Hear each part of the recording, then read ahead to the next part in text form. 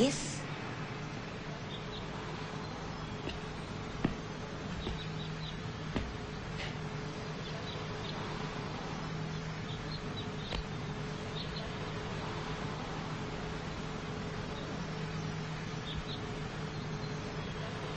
Ima.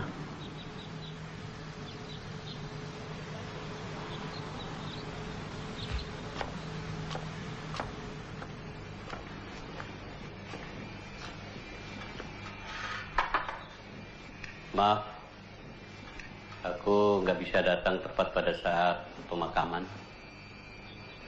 Jadwal penerbangan. Tidak apa-apa. Apa kabarnya kamu? Baik. Kamu sendiri sehat? Kamu kelihatan kurus. Kamu juga. Pasti banyak pikiran. Selama ibu sakit, apa yang tidak menjadi pikiran? Benar. Sama, aku juga banyak pikiran. Sudah lama kamu tidak datang kemari. Mungkin sibuk dengan pekerjaan kamu. Dibilang sibuk, ya sibuk. Dibilang tidak, ya tidak. Maaf kalau keadaan ini sampai mengganggu pekerjaan kamu. Nggak usah minta maaf. Anak-anakmu?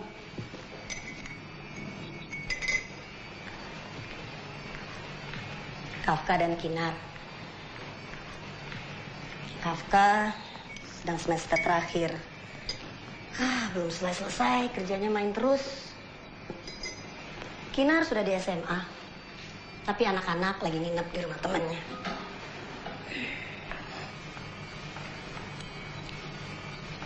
Jakarta makin panas.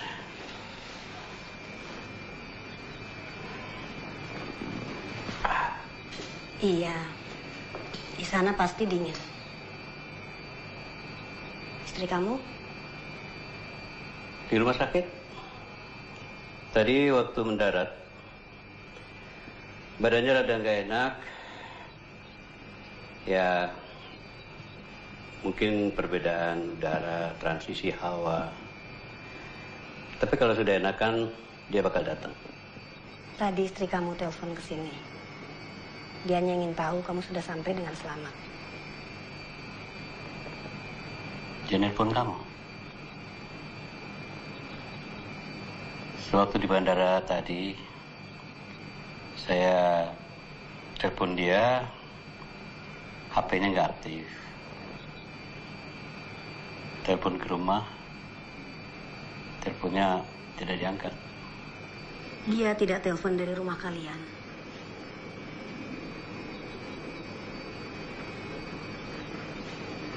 Ada apa sih sebenarnya di antara kalian? Aneh. Saya mesti mendengar hal seperti itu dari kamu. Sewaktu suamimu meninggal, saya nggak datang. Kamu nggak peduli apa-apa. Kamu kan tidak pernah suka dengan suami saya. Saya berhenti mengurus kamu ketika kamu dewasa. Ketika gaya hidup bebasmu itu yang membuat ibu dan bapak pusing. Tidak usah mengungkit masa lalu. Kamu ngomong seperti orang yang tidak pernah berbuat salah saja.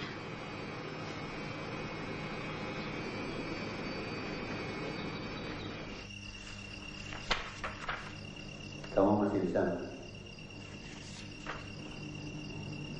Semua orang menanyakan kamu.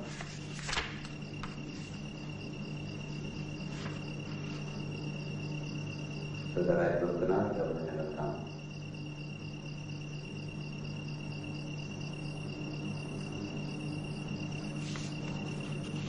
Sampai kapan kamu bicara dengan saya?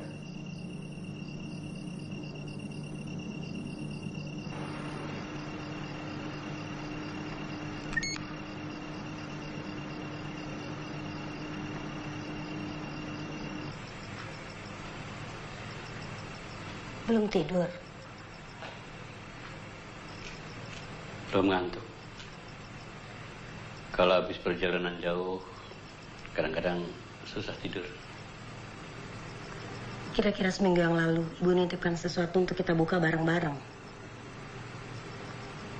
Apa isinya? Saya nggak tahu. Saya tunggu kamu. Saya taruh di meja makan.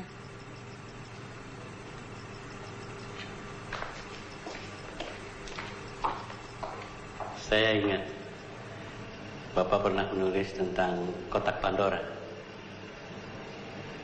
Tahu kan? Begitu kotak dibuka, semua penderitaan keluar dari dalamnya. Kamu ini ngomong apa sih? Penasaran? Buat apa Ibu menunggu sampai dia meninggal, baru kita boleh buka kotak ini? Dan kenapa kita harus sama-sama?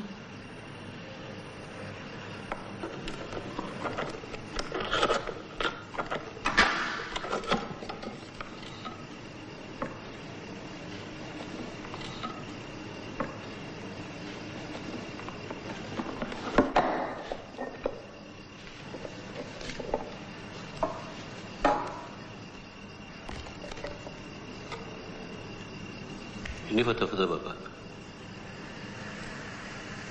Iya. Bapak masih muda sekali ya. Nggak jelas. Tempatnya juga nggak jelas. Ini rupanya tempat waktu Bapak riset tentang buku-bukunya ini. Foto Ibu ada? Nggak ada.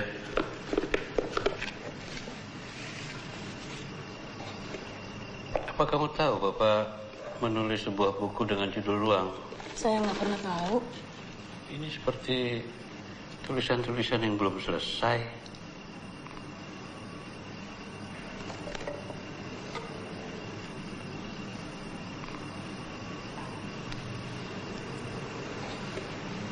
Ini siapa ya?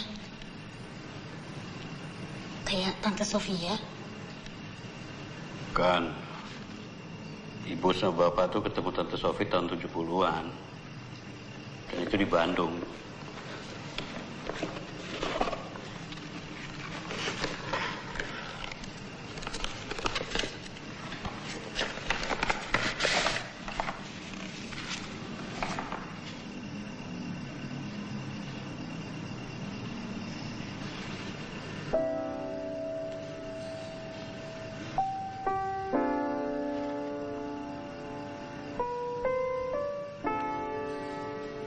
Kenapa? Kamu baca apa? Nggak apa-apa. Nggak ada yang penting. Nggak mungkin. Nggak mungkin Ibu repot-repot naruh surat yang nggak penting. Coba aku lihat.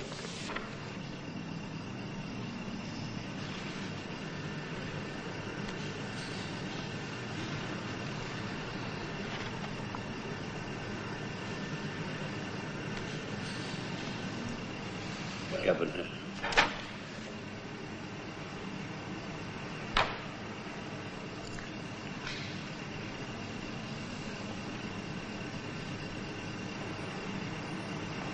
Ya benar. Saya tidak bisa baca tanpa kamu. Saya sudah janji dengan Ibu kalau kita akan membacanya berdua. Kenapa? Kamu mau menikmati kekecewaanku yang dibohongi, Bu? Siapa di dunia ini yang tidak pernah dibohongi? Tapi sekarang coba kamu jawab. Berapa orang yang pernah hidup menjadi seseorang, selama hidupnya menjadi seorang anak, tiba-tiba hanya dengan satu kalimat seluruh hidupnya hangus begitu saja? Apa banyak? Sekarang coba kamu saya tanya. Kalau kamu yang ditulis namanya di situ dan bukan saya yang bukan anak Ibu, kamu masih mau membaca surat itu? Ya. Kenapa? Itu kan bagian dari masa lalu. Kita bisa menghindar masa lalu. Tapi belum tentu masa lalu mau melepaskan kita. Kita ada di sini hari ini karena perbuatan kita di masa lalu. Baik, buruk, menyenangkan, tragis. Semua itu kita harus bisa terima. Kalau kita menerimanya hanya sepotong-sepotong, kita tidak akan pernah berdamai dengan masa lalu. Kita harus tuntaskan membaca semua ini. Ayolah. Kamu tidak ingin pulang dengan penasaran, kan? Siapa tahu kamu anak milioner. Atau anak pelacur. Berapa jumlah tulisan-tulisan ini?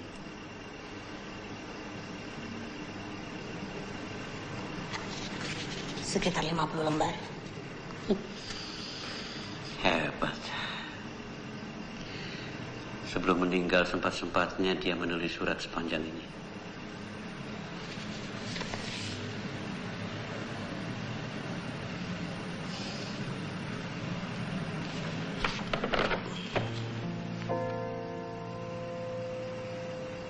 Rais, Ibu tahu saat ini pikiran dan hati kamu tidak karuan. Dan Ibu minta maaf. Tapi apapun yang terjadi, Ibu minta kamu jangan menyalahkan siapapun sampai kamu membaca surat ini dengan tuntas. Cerita ini dimulai di sebuah pulau kecil. 45 tahun lalu, pulau berpantai warna emas, di mana masa lalu seperti enggan meninggalkan tempat itu.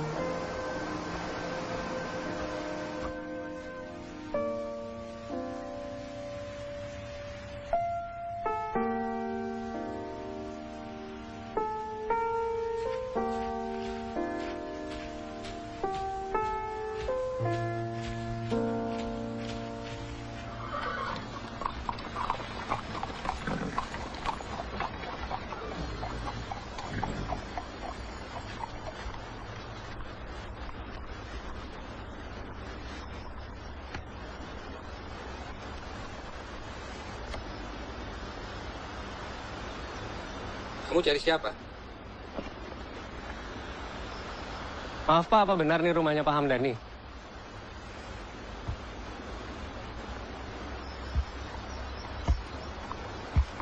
Keperluan kamu apa? Saya cari Pak Hamdani Pak, saya keponakannya. Setahu saya Pak Hamdani tidak punya keponakan. Saya memang baru kali ini kemari Pak. Ini Pak. Yang kanan Pak Hamdani muda, di sampingnya ya saya. Saya memang belum pernah ketemu Pak De Hamdani dan keluarga saya sempat putus hubungan dengannya. Ibu ayah saya sudah meninggal Pak. Jadi tinggal dia satu-satunya keluarga saya. Kalau begitu kamu tidak punya siapa-siapa lagi sekarang.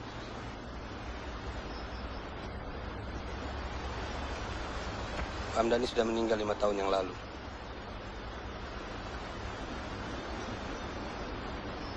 Saya turut berduka cita. Pak Hamdani orangnya baik.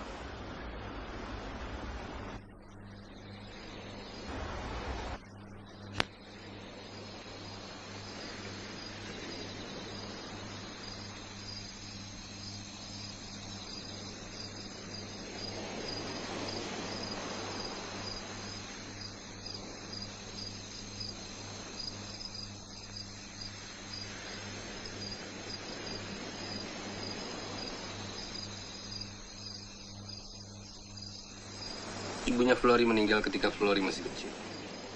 Tapi bakat memasaknya diturunkan sama dia.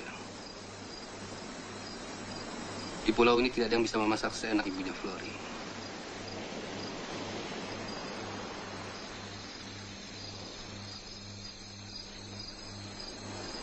Khairul mau tambah tehnya? Saya akan seduh lagi.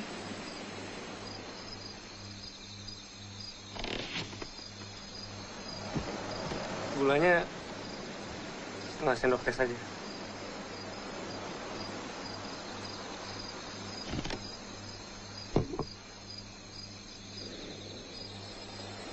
Flori saya ajarkan baca tulisannya sampai sekedar bisa saja. Sebetulnya dia ingin melanjutkan sekolahnya, tapi saya tidak bisa menyekolahkannya.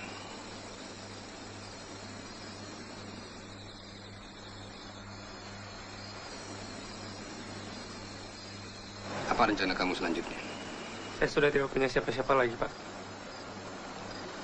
saya ingin terus menetap di sini. Lagi pula di Tanah Pade ada rumah kosong yang tempatnya enak sekali untuk menulis. Tapi kamu kan harus tetap bekerja. Kamu bekerja saja dengan Pak Gustaf.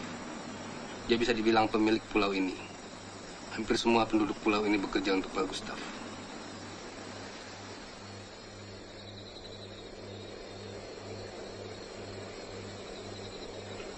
Pak Kosim, orang kepercayaan Pak Gustaf, pasti akan senang sekali mendapat tambahan satu orang lagi. Terima kasih, Pak. Ibu tidak akan melupakan malam pertama bapak kalian.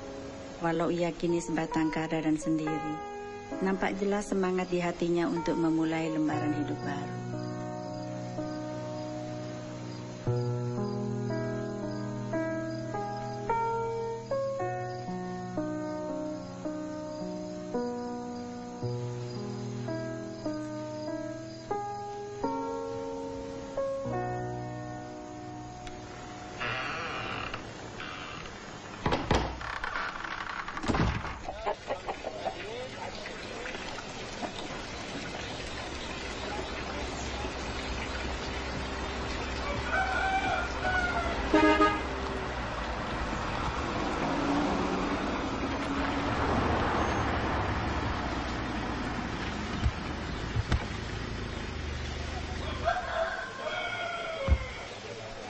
Itu siapa, Pak, ya?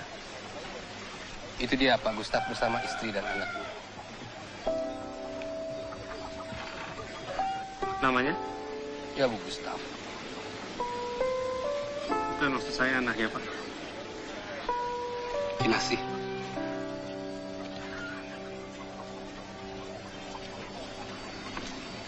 Ayo, nanti keburu Pak Kosim keluar.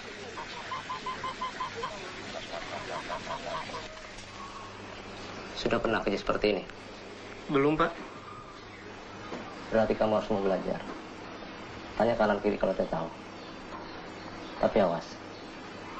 Jangan sering nanya. Itu berarti kamu bodoh. Bapak tidak perlu khawatir. Saya tidak bodoh. Memangnya saya bilang kamu bodoh? Dengar ya. 15 tahun saya sudah menjadi anak buah Pak Gustaf. Segala macam tata kebiasaan soal kerjaan, saya sudah hafal dari kepala. Seperti halnya cara banyak orang. Di sini kerja hanya dengan mata, telinga, tangan, bukan pakai mulut. Tidak seperti kayak kamu tadi, sampai pinter. Jawab kata-kata saya. Ngerti, Pak. Dan pesan saya terakhir, hati-hati, jangan macam-macam.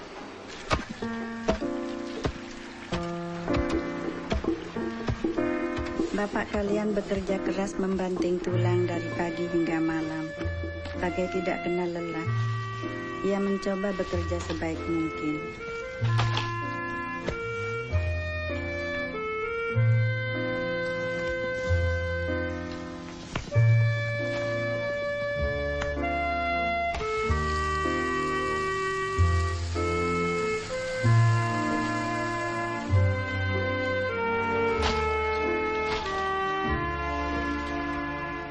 Walau beratnya pekerjaan menguras seluruh tenaga bapak kamu, tapi semua itu terhapus tiap kali ia melihat Kinasih.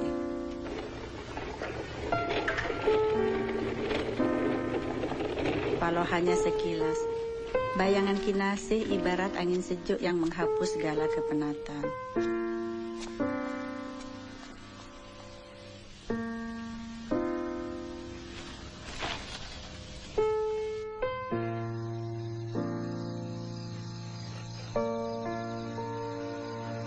Di malam hari, di mana bapak kalian hanya ditemani lampu dan penanya, ia tampak merasa dipenuhi kedamaian sendiri, menuangkan isi hatinya ke dalam tulisan.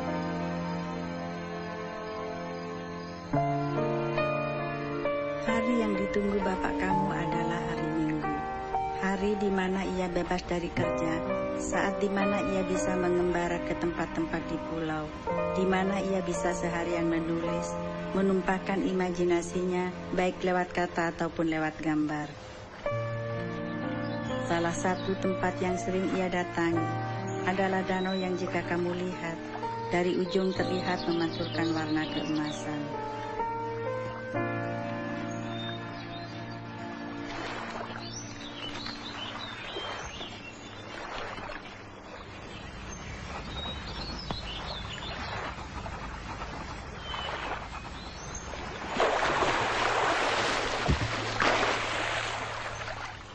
Ngapain kamu di sini? Saya seharusnya tanya sama kamu. Danau ini kan bukan punya kamu.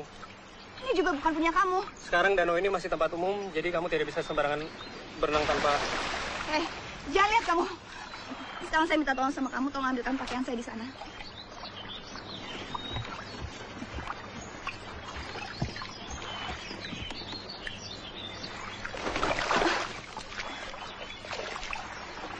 Kamu kerja untuk bapak saya, kan? Kenapa? Mau lapor sama bapak kamu atau Pak Kosim? Saya justru minta kamu untuk tidak melaporkannya. Kalau bapak saya tahu, saya bisa dimarahi habis-habisan. Ini mustahil. Ini fiktif. Nggak berdasar. Tidak mungkin kejadian-kejadian seperti ini bisa terjadi. Tapi ini semua kan ibu yang buat. Buat apa ibu menahan sakit untuk menulis semua surat-surat ini? Kan kamu yang bilang ingatan ibu itu sudah tidak jelas sebelum dia meninggal. Kejadian-kejadian seperti ini nggak mungkin terjadi. Ini cuma bisa-bisa ibu aja. Dan ada satu hal lagi yang penting. Di tulisan terakhir, di danau. Di mana ibu? Gak mungkin ibu bisa menulis sesuatu yang dia tidak lihat. Sesuatu yang tidak dihadiri. Mungkin aja kalau bapak cerita ke ibu. Mana mungkin, yang benar aja, Rima. Mana mungkin bapak menceritakan hubungan intim dia dengan perempuan lain pada istrinya. Itu kan ibarat menceritakan pacar lama sama istrinya. Emang kedengarannya rada aneh. Tapi kalau kita mau terus baca, mungkin ada jawaban di antara surat-surat ini. Kalau gitu, kamu aja yang baca. Teruskan aja.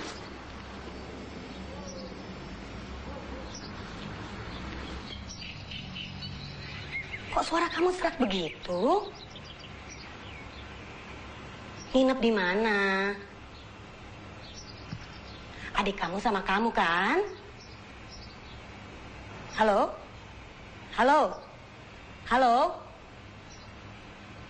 Cepat pulang ya.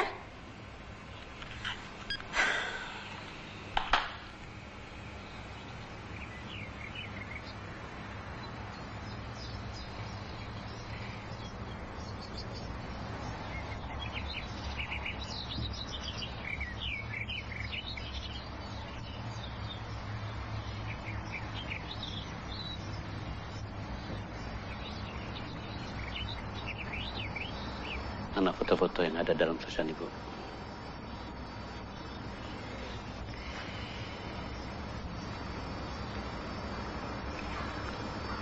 Ini foto-foto di tahun yang hilang.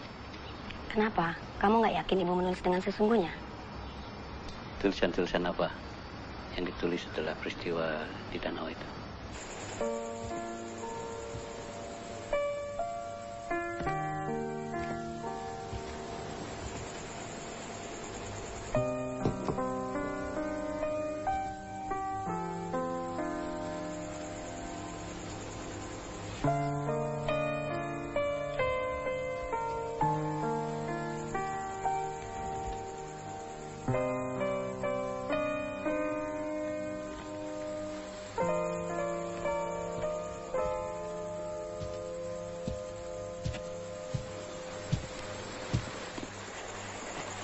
Ini saya bawa teh. Terima kasih, Keluar.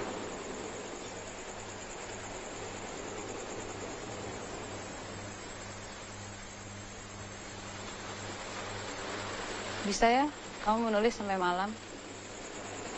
Kok kamu tahu? Dari kamar kan terlihat.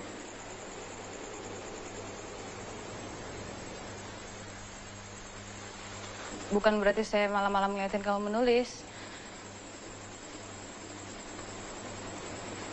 Cuma kalau saya tidak bisa tidur saja.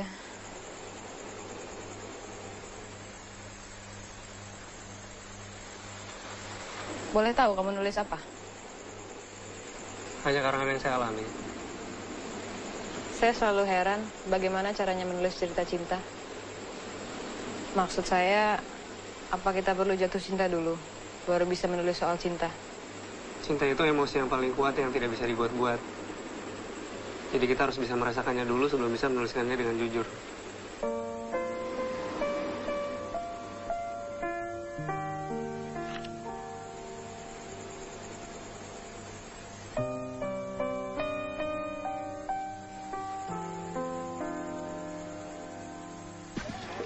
Hei kamu, mari. Saya Pak. Bukan kamu. Kamu terlalu kotor. Yang di samping kamu, yang agak bersihan. Saya, Pak. Ya, kamu. Mari.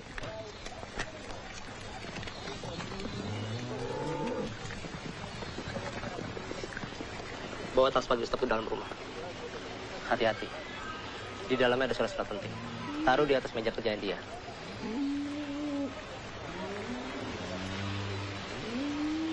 Datang, taruh, keluar. Jangan lama-lama.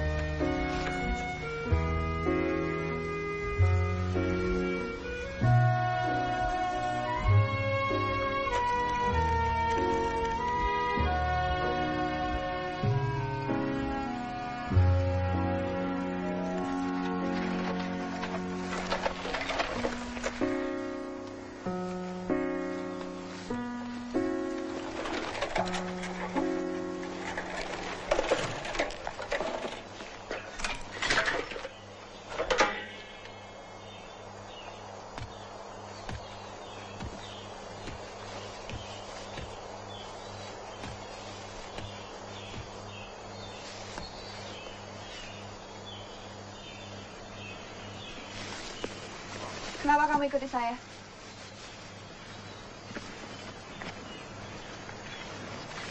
Saya tidak mengikuti kamu. Bohong. Sejak jalan dari desa, kamu selalu ada di belakang saya. Kalau iya, apa salahnya? Saya tidak mau diikuti. Kalau kamu memang suka diikuti, kenapa bilang tidak mau? Siapa bilang saya suka? Kamu sendiri. Tadi kamu bilang kamu tahu saya ngikuti kamu sejak dari desa. Kenapa tidak langsung berhenti? Kenapa harus menunggu sampai tempat sepi? Saya tidak ingin terlambat sampai di puncak bukit ini. Kalau saya kesepian ingin tenangkan diri, saya selalu kemari.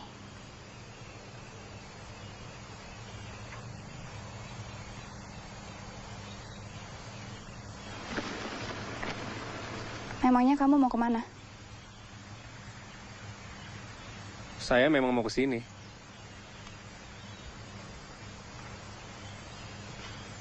Saya punya 3 alasan kenapa kamu tidak berhak usir saya. Pertama, pemandangan indah seperti ini bukan hanya punya kamu saja kan? Kedua, kamu lihat sendiri bukit ini luas sekali, kamu bisa cari tempat lain. Dan ketiga, 1 alasan saja saya tidak ingin mendengar. Apalagi 3 alasan. Jadi sebaiknya kamu cepat pergi dari sini. Cari tempat lain.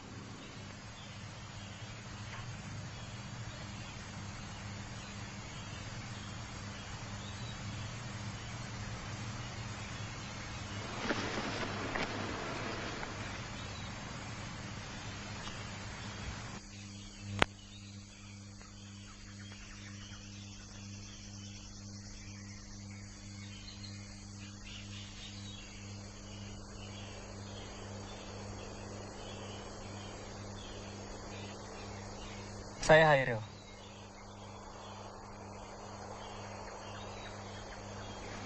Kinasih.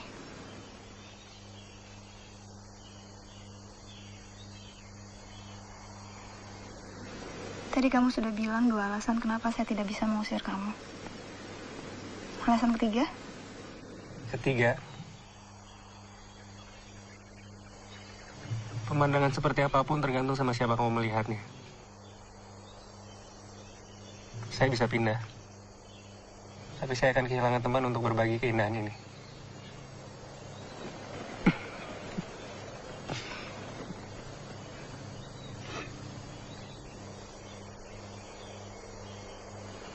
Sebenarnya ada tempat lain yang jauh lebih indah.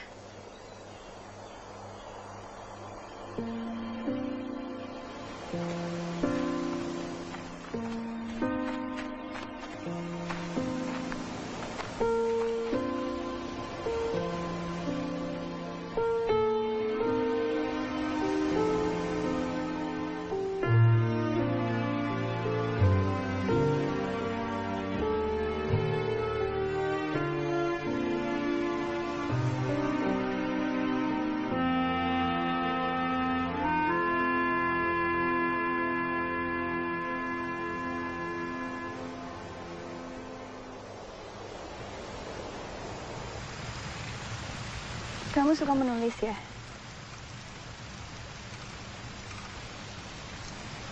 Saya kalau lagi tidak kerja, saya menulis cerita.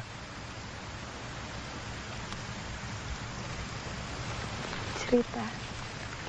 Cerita apa? Apa saja, tergantung apa yang ada di pikiran saya.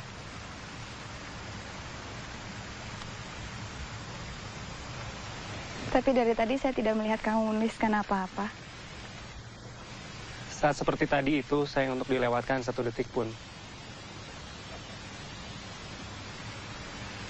Semua yang saya lihat tadi bisa saya simpan di hati. Jadi kapanpun saya mau, bisa saya tulis atau saya gambar. Memangnya kamu selalu bisa gambar apa yang kamu ingat? Bisa. Asal berkesan buat saya.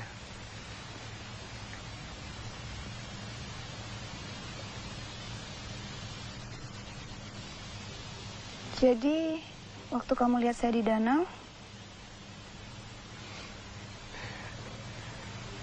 kalau yang itu saya tidak mungkin lupa. Kenapa kamu bisa kesepian?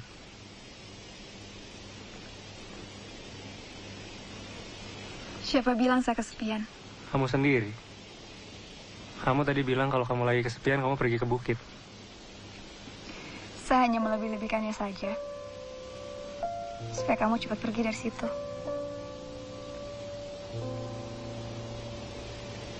Kamu mau saya tinggalkan kamu sekarang? Nanti kamu akan menyesal. Karena tidak ada orang lagi yang akan mengantarkan kamu ke tempat-tempat indah di pulau ini. Saya pasti bisa cari sendiri. 1 minggu 1 tempat baru. Pasti lama-lama akan saya datangi semua. Kan hidup masih panjang.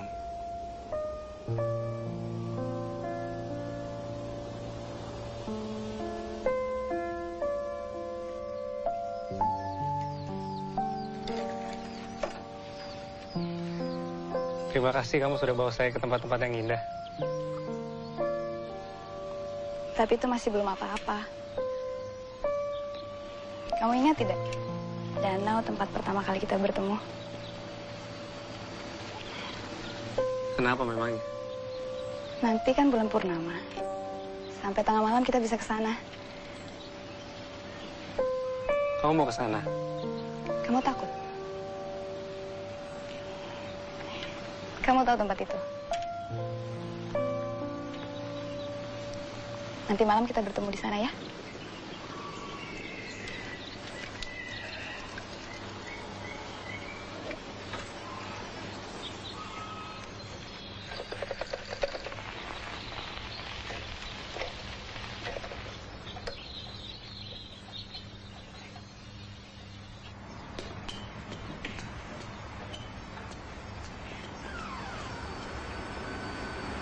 Dari mana kamu?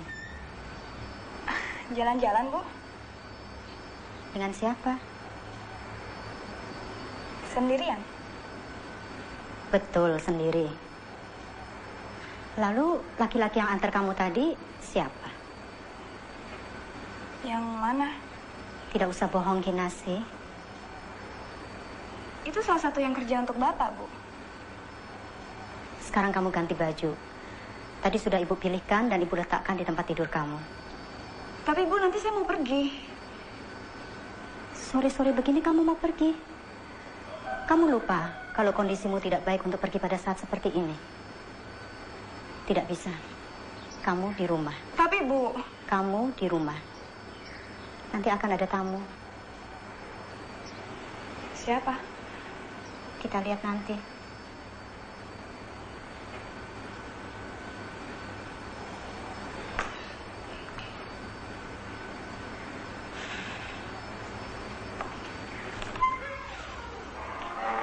Sama siapa dia tadi pergi, Bu? Tidak dengan siapa-siapa. Kenapa Bapak tanya begitu?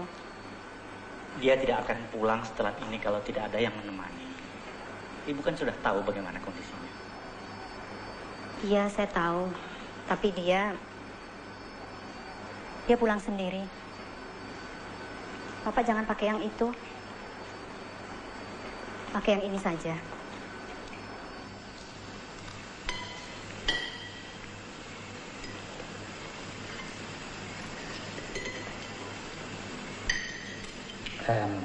Saya mengerti apa yang Tuan Ismail maksud.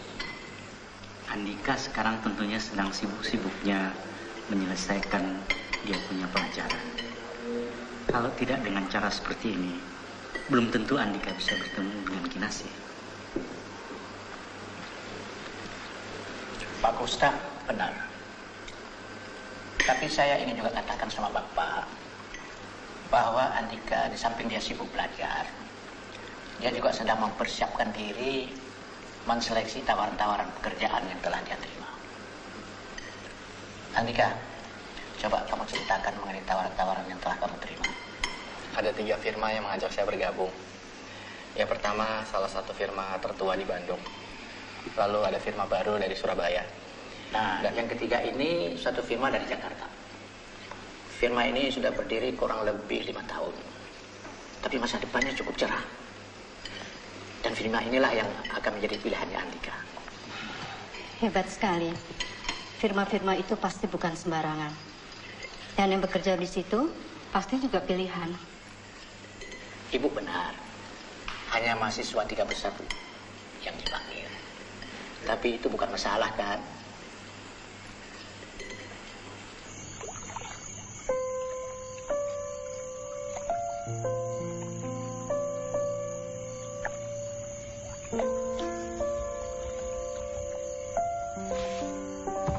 Kenapa kamu mau jalan keluar seperti ini? Udaranya kan dingin. Saya hanya ingin cari udara segar. Lagi pula di dalam sumpah. Kamu kalau dingin di dalam juga tidak apa-apa. Di dalam obrolan mereka semakin tidak jelas. Kadang-kadang kalau mereka bicara, dengarnya saja sudah bikin ngantuk. Seperti dulu, waktu kita masih kecil, kalau mereka pergi dan kita harus ikut, kita selalu tebak-tebakan jari tengah. Kamu ingat tidak?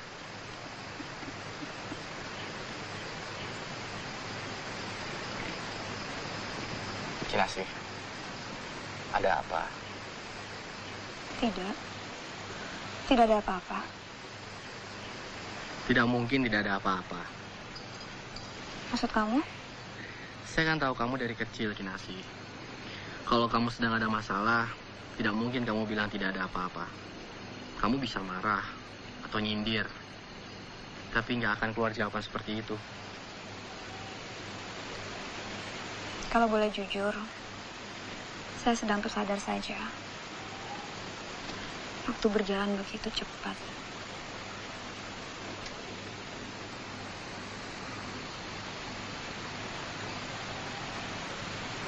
Apa menurut kamu ada yang berubah? Berubah? Saya jadi makin heran sama kamu. Walau sepertinya kita ngobrol di sini, tapi pikiran kamu jauh.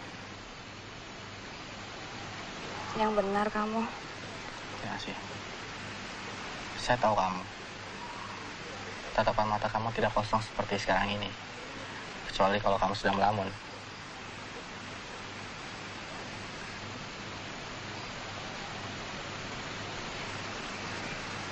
Tidak ada yang berubah. Sama sekali tidak ada yang berubah, Andika. Maaf. Saya hanya terbawa pikiran saya saja.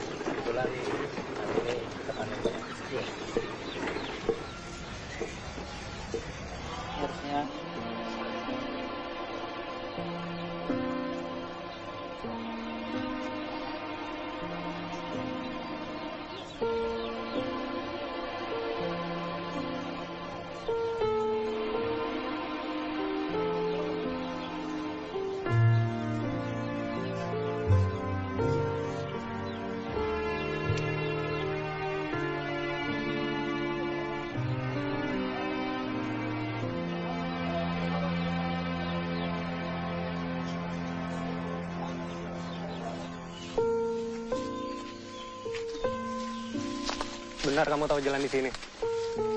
Saya bisa di sini.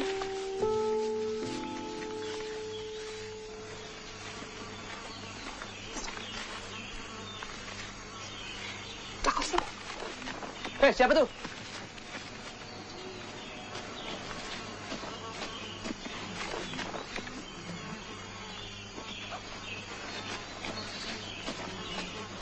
Oh, Mbak Kinasi.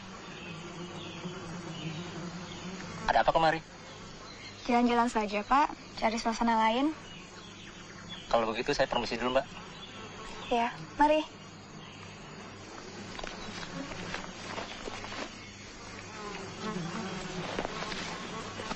Oh ya, Mbak. Hati-hati dengan pohon ini. Ada sarang lebahnya. Iya. Terima kasih ya, Pak.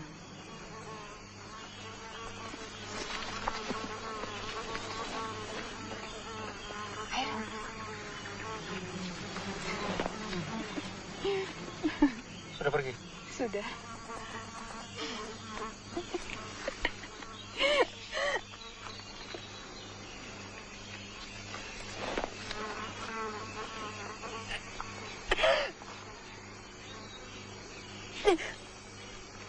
Kenapa kamu?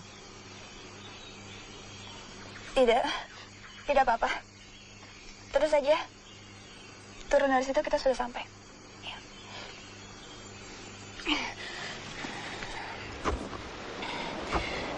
Sebenarnya kenapa kamu tadi malam tidak datang? Kenapa? Kamu masih marah? Bukannya tadi sudah tidak apa-apa?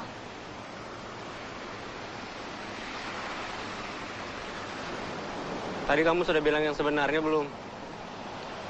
Jadi kamu masih ragu kalau saya tidak bilang yang sesungguhnya sama kamu? Saya tunggu kamu. Kamu tahu? Saya tahu. Saya bisa rasakan itu dari wajah kamu. Terus kenapa kamu tidak mau bilang? Saya bukan tidak mau, tapi belum waktunya. Maksud kamu? Nanti saya akan cerita sama kamu, tapi tidak sekarang. Kamu kalau marah jangan terlalu lama. Hidup itu cuma sebentar, Hairil.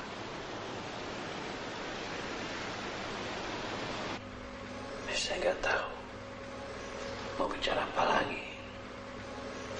Ini pertama kali saya bicara panjang di mailbox seperti ini. Tapi gak ada pilihan lain kan? Apa boleh buat? Apapun akan saya lakukan. Yang penting masalah kita beres. Apapun. Ya sudah. Kalau kamu tidak mau bicara sama saya, ya nggak apa-apa. Nanti saya telepon kembali.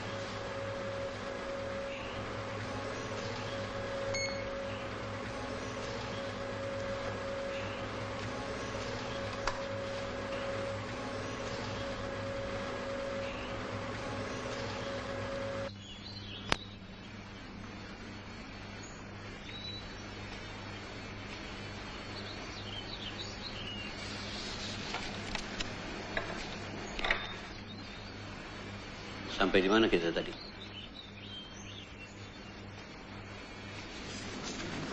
Kamu nggak makan? Belum memakan. Dari tadi baca terus kapan makannya.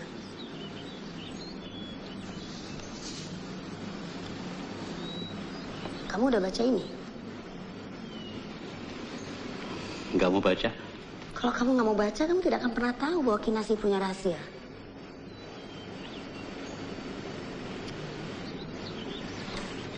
Saya dulu pernah nonton film. Kalau nggak salah film Korea. Ceritanya ya sama seperti ini. Filmnya cengeng. Kamu tahu kan aku nggak suka film cengeng. Ceritanya itu seorang anak mencari ayah kandungnya. Tetapi ketika anak itu lahir, dia ketukar di rumah sakit. Cerita-cerita seperti ini kan cuma ada di film-film. Tapi kamu kan tidak ketukar di rumah sakit. Ya memang. Tetapi kan masalahnya sama. Tidak mengenal orang tua kandung. Dan hubungan bapak kalian dan Kinasih makin hari makin dekat. Salah satu tempat mereka bertemu adalah Bukit Satu Pohon. Kamu mau ke sana? Tergantung.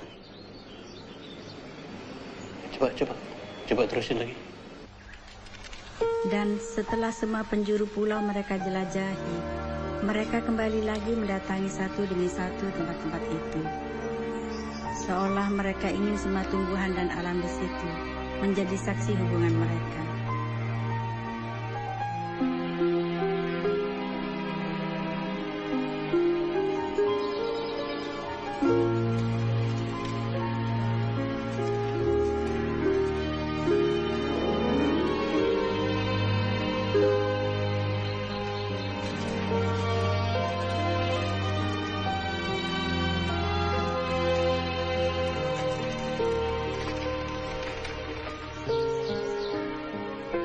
Tapi dari semua tempat, mereka selalu kembali ke danau tempat mereka pertama saling bicara.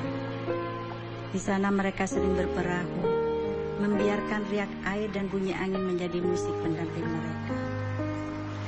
Hairil, ada yang harus saya bilang sama kamu. Pasti serius. Kalau tidak, kamu pasti akan langsung bilang tidak pakai pengantar.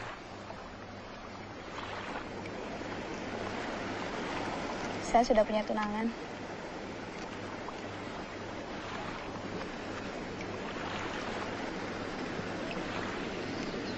Saya baru bisa bilang sama kamu sekarang.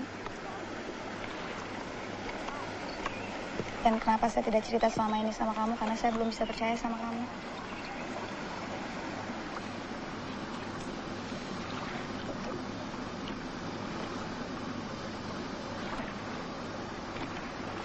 Sudah lama kamu kenal tunangan kamu? Dia teman saya dari kecil. Saya mengenal dia seperti saya mengenal saudara saya sendiri. Orang tua kami juga sudah lama akrab. Pasti dia kaya dan terpelajar. Dia akan jadi pengacara. Dan dia hanya tinggal menunggu tawaran kerja yang paling bagus. Tapi sepertinya kamu belum mengenal tunangan kamu ya? Maksud kamu? Dari tadi kamu tidak berani menyebut namanya. Kamu selalu menyebut tunangan kamu dengan kata dia. Mungkin juga. Hati saya belum menentu. Kamu tidak cinta dengannya? Kan sudah lama kenal. Sudah lama kenal tidak menjamin.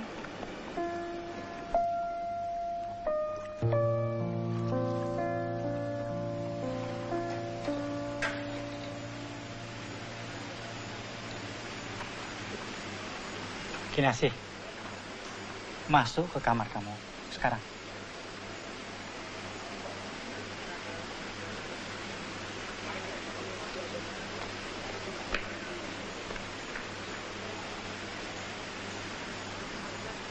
Kamu kesini, saya mau bicara.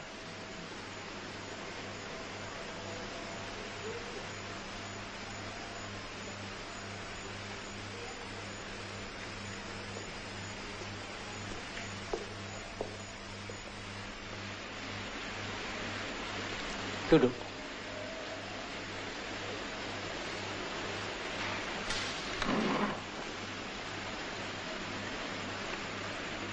Kamu kerja di kebun saya ya? Benar, Pak.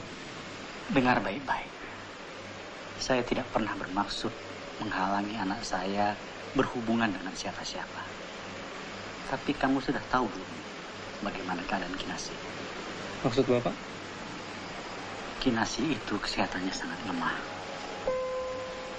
Jantungnya tidak sempurna. Sudah belasan dokter yang memeriksa dia. Tapi semenjak lahir, dokter pun sudah mengatakan bahwa dia tidak bisa bertahan lama. Saya sebagai orang tuanya sangat bersyukur dia bisa hidup selama ini. Jadi sekarang, kalau seandainya terjadi apa-apa, saya yakin kamu tidak akan bisa berbuat apa-apa. Betul tidak? Mungkin ini bukan salah kamu, tapi salah saya. Tapi ada satu hal yang tidak boleh dirasakan oleh Kinasih, yaitu harapan kosong. Saya tidak memberi harapan kosong, Pak.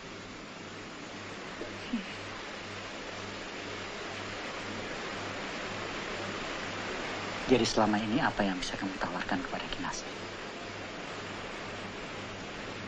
Pikirkan kata-kata saya tadi baik-baik. Sekarang sebaiknya kamu pulang dan pikirkan apa yang saya maksud.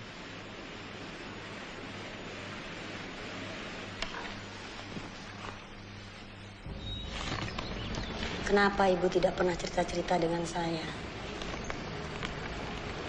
Padahal setiap hari kita ngobrol. Di hari terakhirnya pun kita masih cerita-cerita. Ternyata di keluarga kita penuh rahasia. Setiap orang tua menginginkan yang terbaik buat anaknya. Tapi si anak biasanya menerimanya berbeda.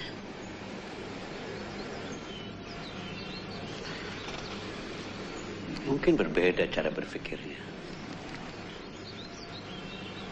Seperti gelombang radio.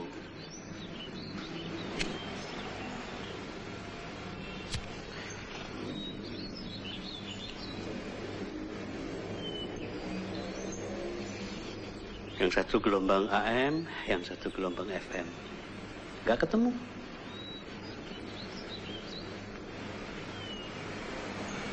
Zaman sekarang dengan zaman dulu sama aja. Orang tua dan anak selalu berbeda pendapat. Saya heran. Bapak nggak mungkin lagi ketemu Kinasih. Kenapa cerita ini, tulisan ini tidak berhenti di sini? Mau diterusin?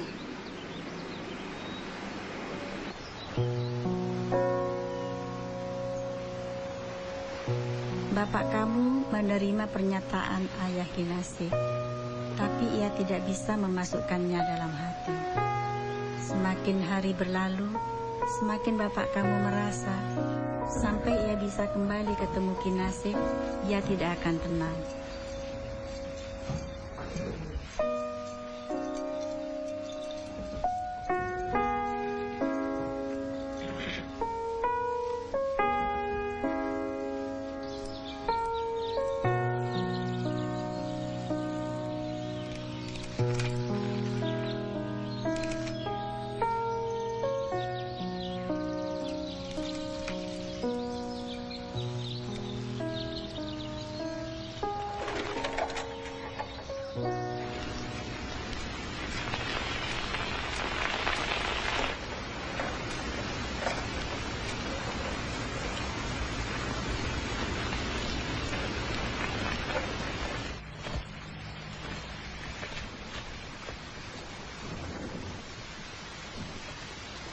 Hairil.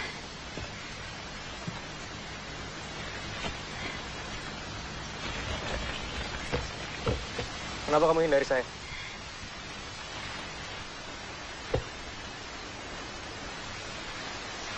Kenapa kamu tidak mau bilang yang sebenarnya sama saya?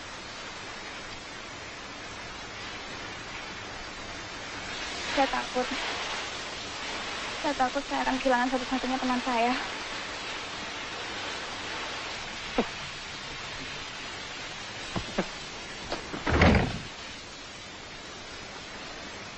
Jadi saya hanya sebatas itu buat kamu.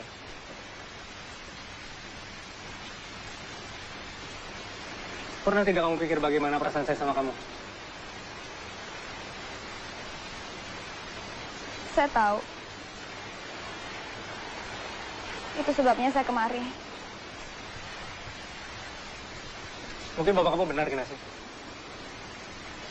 Mungkin ini yang terbaik buat kamu. Lebih baik kamu sekarang pergi.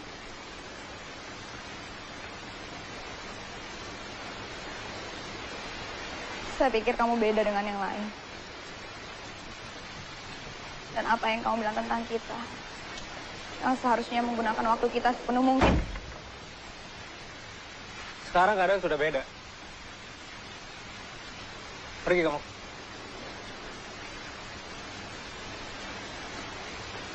Pergi.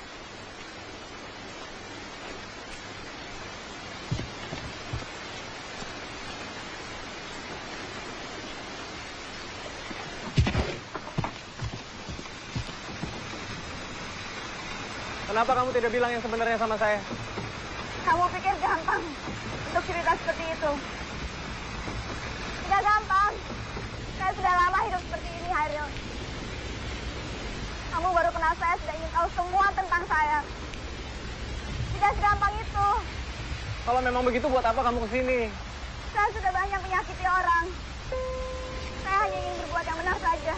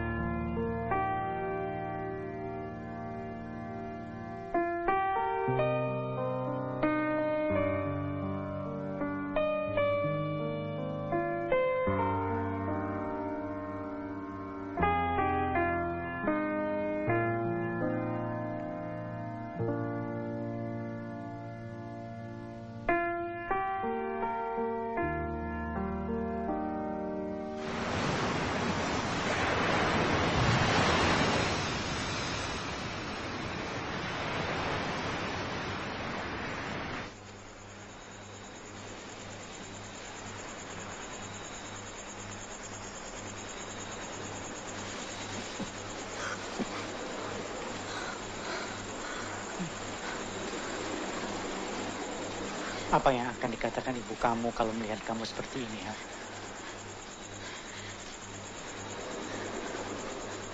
Ini salah saya, Pak. Diam. Saya bicara dengan anak saya. Bapak, Kinasi kemari atas kemauan Kinasi. Kalau ingin hukum Kinasi. Hukum kamu? Pulang sebelum ibu kamu tahu apa yang terjadi. Kinasi, pulang kamu. Pulang. Ikuti apa yang Bapak minta. Kinasi, pulang.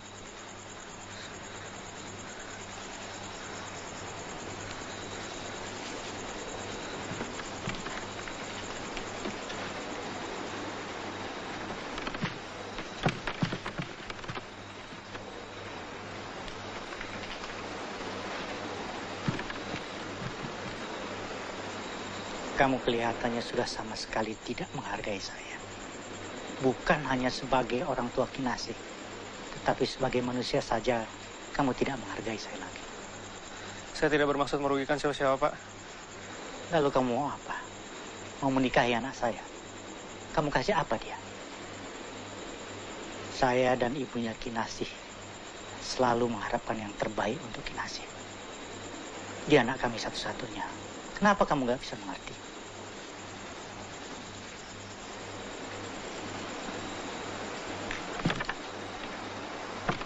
Saya tidak akan buang waktu saya untuk membuat kamu mengerti. Apa yang saya bilang cukup sekali saya katakan. Sekali lagi kamu dekati Kinasi. Saya pasti tidak akan bisa tutupi hal ini dari istri saya. Kamu mau melukai saya terserah. Tapi jangan sampai kamu berani melukai perasaan istri saya.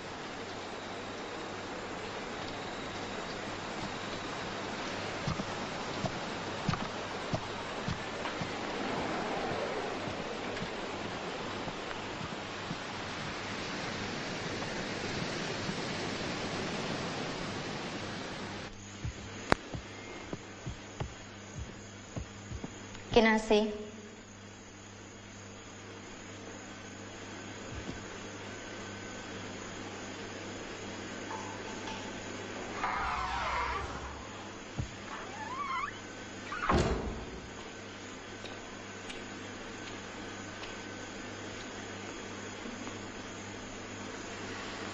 Jadi selama ini kamu pergi menyelinap untuk pacaran dengan orang itu. Ibu harus seperti apa sekarang? Apa maumu sebenarnya? Kamu sudah bertunangan, Kinasi. Dan kamu bukan anak kecil lagi. Banyak hal-hal baik di dunia ini yang masih bisa kamu lakukan. Tapi kenapa malah ini yang kamu lakukan? Tapi kenapa Ibu sepertinya sudah menuduh Kinasi melakukan dosa besar, Bu? Kenapa tidak sekalian saja Kinasi lakukan hal lain yang lebih gila? Agar Ibu lebih puas menghukum dan memaki Kinasi. Ini bukan soal besar kecilnya perbuatan kamu. Dan air mata Ibu bukan air mata marah. Ibu menyesal. Menyesal mengapa kamu lakukan ini dengan harus membohongi Ibu dan Bapak. Kenapa kata-kata Ibu selalu berpusat soal Ibu dan Bapak? Pernah tidak Ibu bertanya? Sekali saja, Bu. Sekali. Apa yang sebenarnya Kinasi inginkan, Bu? Ibu hanya ingin yang terbaik buat kamu. Terbaik? Dari sudut pandang siapa, Bu? Ibu dan Bapak. Jadi sekarang kamu maunya apa? Kamu mau hidup dengan dia. Kamu akan menyesal, Kinasi. Mungkin belum sekarang. Belum besok. Tapi kamu pasti akan menyesal.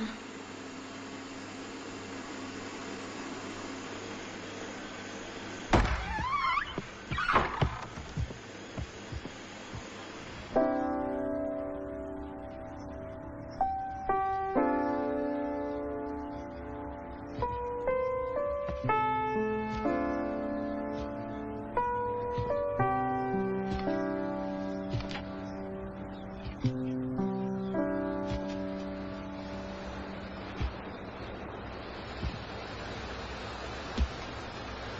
ingat kata-kata saya pertama kali kita bertemu?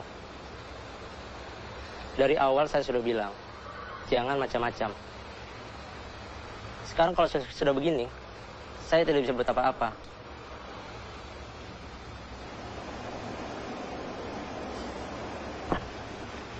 Gaji 1 bulan, ditambah pesangon selama 3 bulan. Lebih dari cukup buat mengejar hidup.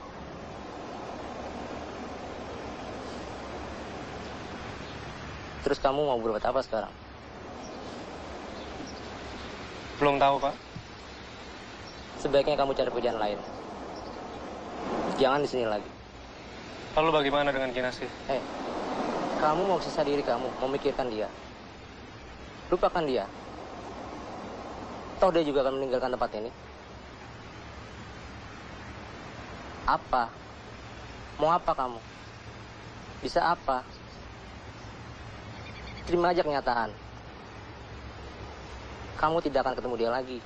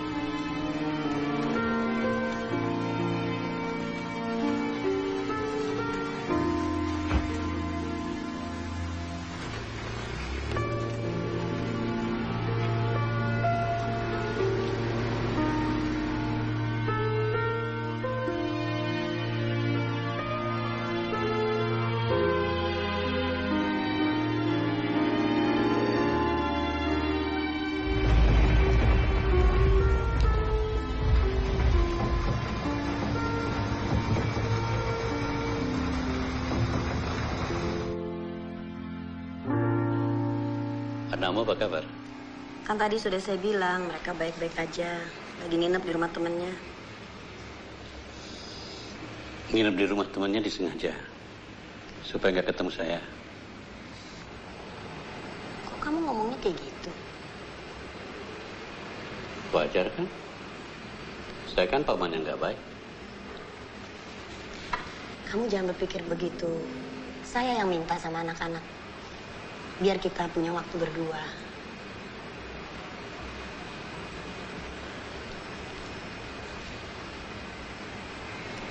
Kamu masih ingat? Dulu ibu pernah berkata,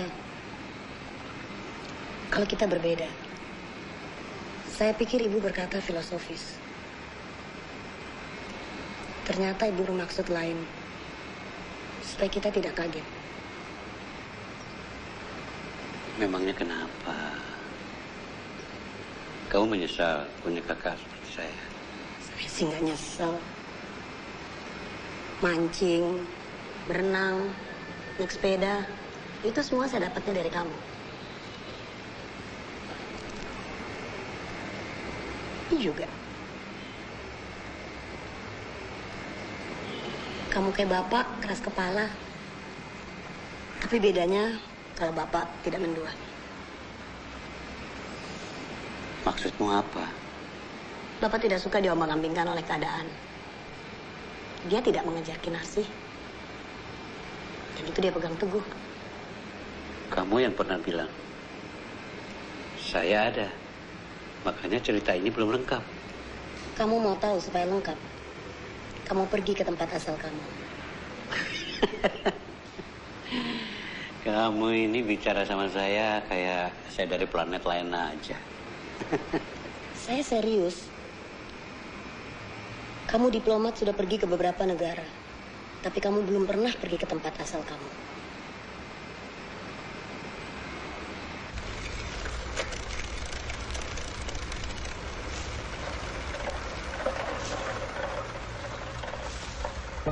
Delapan kali bulan berganti, hampir 1 tahun berlalu saat bapak kamu dengan Kinasih berpisah. Bapak kamu pindah kerja dari tempat Pak Gustaf ke tempat lain dekat rumah, di mana tiap hari ibu melihat kepergiannya berangkat kerja dan kepulangannya.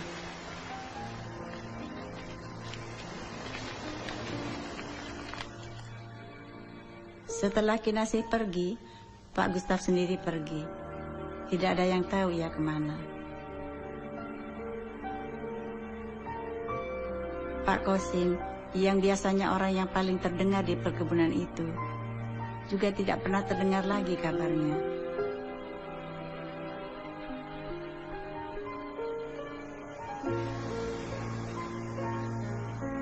Musim hujan yang datang tidak mampu membasuh luka hati bapak kamu. Setiap senyum, setiap kata, setiap tindakan, bahkan setiap tawa Kinasih seolah menyatu di hati bapak kamu.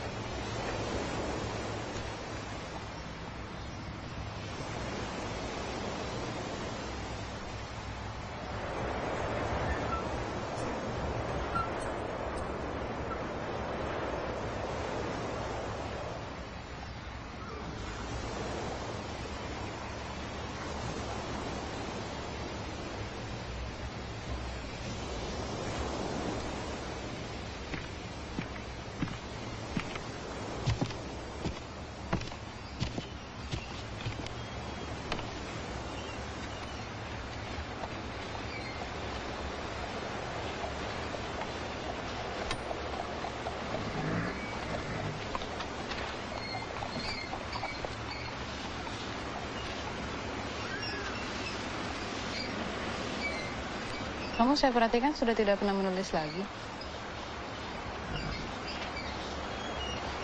Sudah selesai. Seperti apa ceritanya?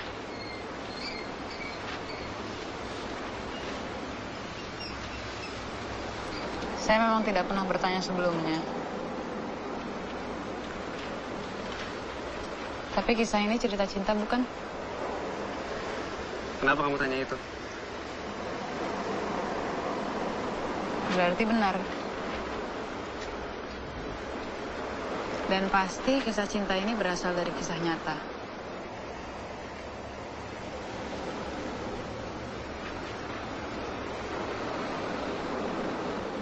Tentang Kinasih, kan?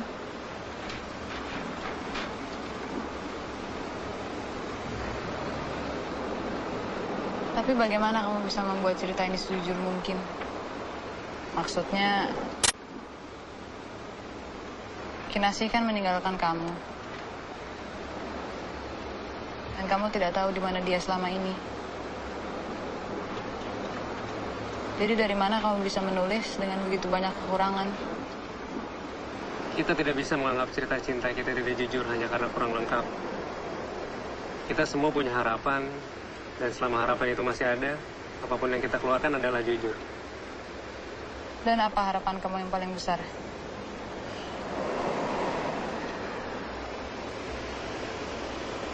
Saya sudah tidak berharap terlalu besar.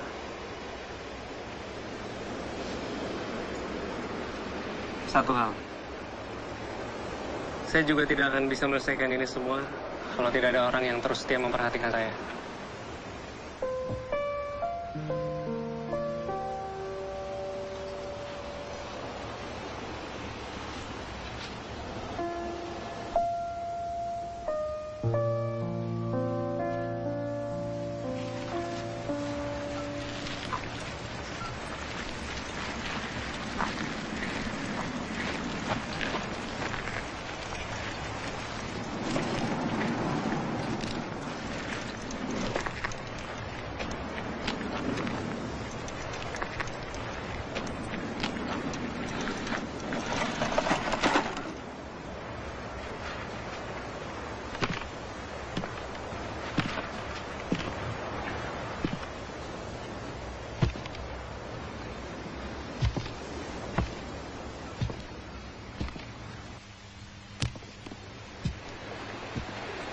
Pemandangannya luar biasa. Kinasih suka sekali pemandangan pantai seperti ini.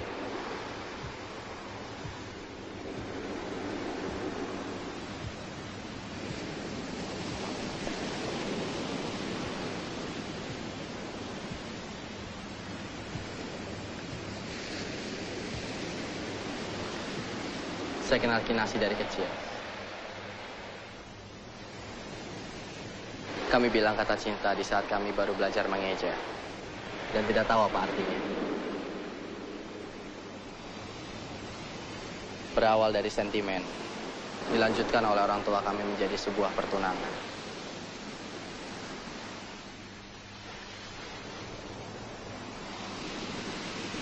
Lalu ke pernikahan. Pernikahan kami tidak berjalan lama.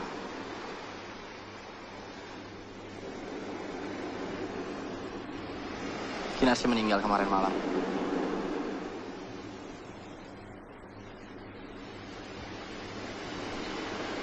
Kita sama-sama kehilangan Hairil.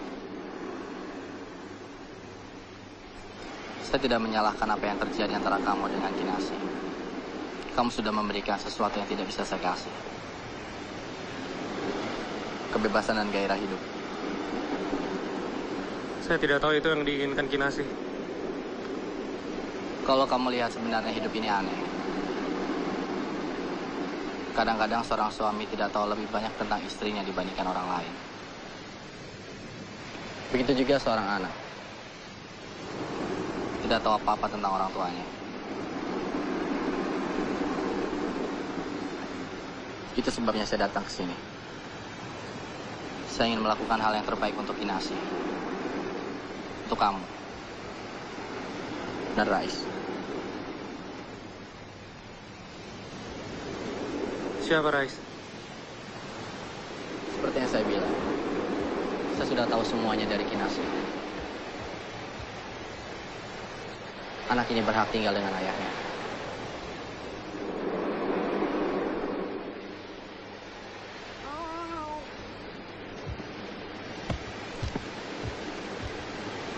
Sebelum meninggal, Kinasih minta dikubur di sini, tempat dia dibesarkan. Jenazahnya akan datang malam ini.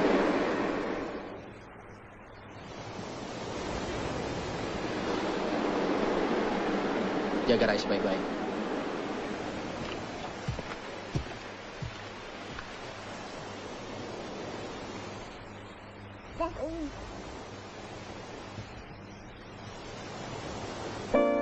Hari itu bapak kamu menggenggam kamu seharian, seolah kamu benda paling berharga di dunia ini.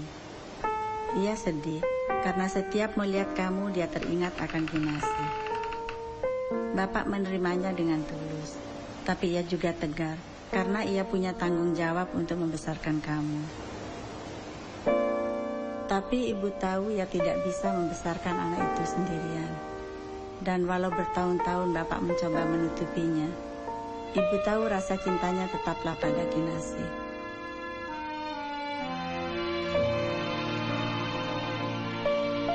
Rais, begitu banyak ibu cerita soal Kinasih.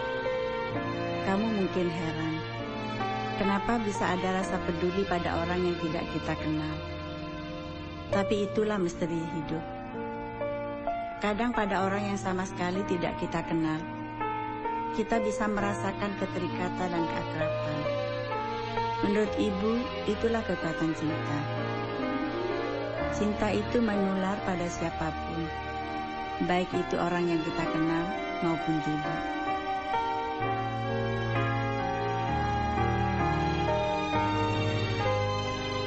Rais, anakku, sejak pertama ibu melihat dan menggendong kamu, ibu merasa kamu adalah anak ibu. Bertahun-tahun ibu membesarkan kamu, melihat kamu jadi orang. Tidak sekalipun ibu melihat kamu seperti orang asing. Tapi ibu tidak bisa menutupi siapa kamu sebenarnya. Kamu berada seperti ini, di saat kini, karena yang terjadi di masa lalu. Makanya ibu ingin kamu tahu siapa diri kamu. Kalau kamu menyayangi ibu sepenuh hati, ibu minta Paling tidak berilah penghormatan untuk ibu kandung kamu yang telah melahirkan kamu.